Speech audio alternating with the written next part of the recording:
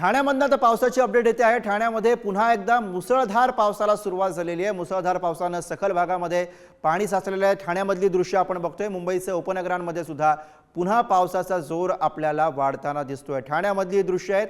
ठाण्यामध्ये मुसळधार पाऊस पडतोय आणि ठाण्यामधनं आपले प्रतिनिधी निकेश शार्दूल सध्या आपल्या सोबत लाईव्ह आहेत। निकेश, पावसाची दृश्य समोर आलेली आहेत। ठाण्यामधली पुन्हा एकदा मुसळधार पाऊस सुरू झालेला आहे। सध्याची नेमकी काय स्थिती, काय अपडेट्स?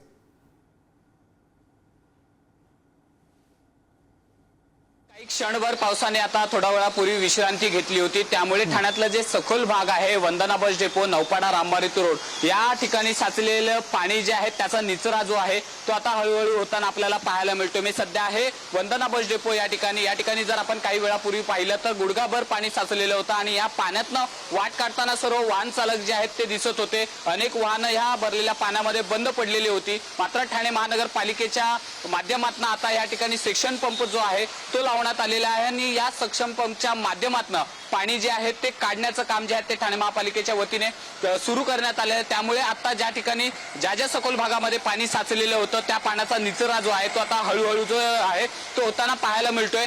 त्याचप्रमाणे पावसाचा बरोबर, ठाण्यामध्ये आज सुद्धा आपल्याला मुसळधार पाऊस बघायला मिळतोय। धन्यवाद या सगळ्या ताज्या अपडेट्ससाठी।